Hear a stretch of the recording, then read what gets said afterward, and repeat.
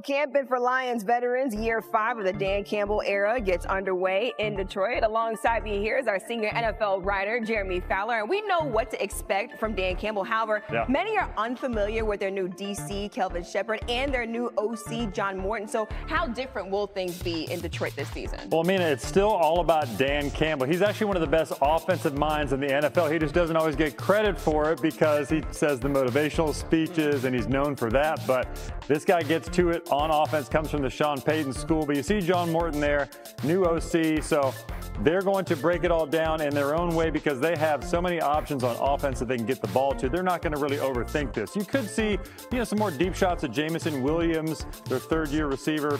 They're going into his 4th year. They feel like he's a game breaker, only 6 targets per game last year. He could get more of a look. Jahmyr Gibbs could actually line up wide to be more of a wideout / running back at times.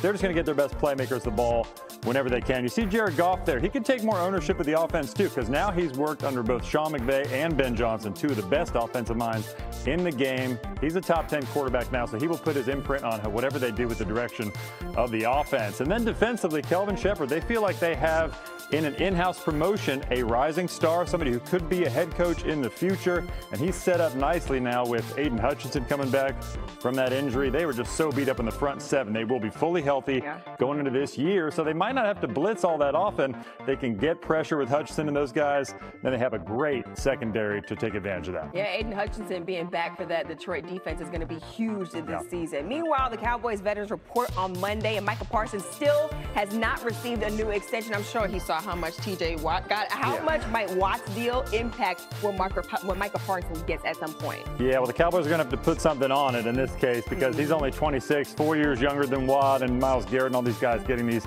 $40 million per year deals and more. So he's probably going to be over that threshold. He's on a Reggie White type pace early in his first 4 years. And so the situation here with Dallas is pretty simple. They tend to slow play these things. Last year, they re-signed CeeDee Lamb in late August. So this could be a similar situation. Certainly, Parsons would like to have a deal done. I think he's thinking, hey, we have a chance to do something special. I want to get this contract behind me so I can continue to produce sacks for this defense.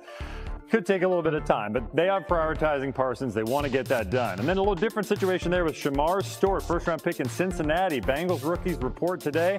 He is without a contract right now, has not signed. They're still at a stalemate, so he's weighing his options. One of his options is simply to just stay away from the team, to continue to stay away until he gets a deal done. There was some chatter online about would he go back to college, try to snag an NIL deal. I would say that's unlikely at this point. He would prefer to play in Cincinnati if they can work something out. Now they got Trey Hendrickson and Stewart. Their 2 top pass rushers still out. Yeah, and time is ticking. Bengals first training camp practice week. Happy Friday and welcome to NFL Live. We've got a full house and a packed show for you. Sam Macho, Jeremy Fowler, RC in the house, and Courtney Cronin here in the host chair. And man, it is a good time to be a pass rusher in the NFL as Pittsburgh's TJ Watt became the league's highest paid non-quarterback again. Watt agreed to a 3-year, $123 million contract extension, his $41 million average per year, setting the floor even higher for pass rushers than the deal signed by Cleveland's Myles Garrett that pays him $40 million annually. Watt joining Garrett, Houston's Danielle Hunter, and Vegas's Max Crosby as the league's top edge rushers who got the bag this offseason. You see the numbers there. Watt had 108 career sacks, which ranks 3rd most through 8 NFL seasons since sacks became official in the early 80s, only trailing Reggie White and DeMarcus Ware. And check this out, that number I just mentioned, 108, there is significance to it. 108 career sacks, and he received $108 million fully guaranteed. So exactly $1 million per sack. Incredible stuff here. RC, I'm going to start with you. Beyond TJ Watt, I know your Steelers have been super active this offseason. What do you make of Watt's payday and what it signals for Pittsburgh's approach this season? Yeah. Well, I think the first thing is you did what you were supposed to do by giving TJ Watt what he's earned and what he has the potential to produce on the field for you. But you look at some of the other moves they made. You go out and you get Jonnu Smith and DK Metcalf. You draft Caleb Johnson out of Iowa at the running back position, and you wait on Aaron Rodgers instead of taking a quarterback at 21 that you don't really see being the future of the franchise. Omar Khan is trying to win, and he's trying to win now. Darius Slay at corner, Jalen Ramsey as a utility defensive back. I love what they've done, but where will will that put them in the AFC? Are you better than Kansas City? Are you better than Baltimore? Are you better than Buffalo? Hell, are you even better than the Cincinnati Bengals? So all of these things have to come together under Mike Tomlin for what Omar Khan did this offseason, which is a departure from who Pittsburgh is to show dividends on the field. Yeah, and it should show dividends, at least on the defensive side of the ball with some of those additions. I understand that losing Minkah Fitzpatrick hurts, but adding guys like Jalen Ramsey, Darius Slade, those are going to be big additions for a pass defense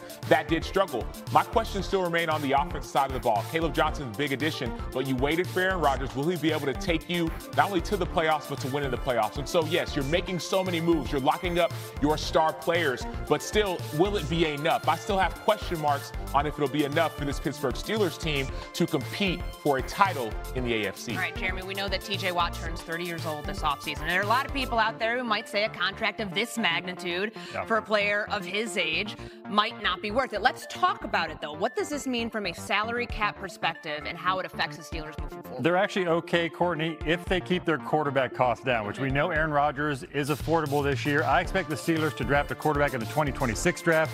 That would put them on a rookie-scale quarterback. They could build around him with these huge numbers like TJ Watt is earning. He's only got a $23 million cap hit this year. It's not too bad. Next year, that goes up to $42 million the next few years. That's like quarterback money. But when I check with people in Pittsburgh, they all say the same thing. We are trying to build a Super Bowl winning roster. Whether they have the quarterback or not to do that is the question.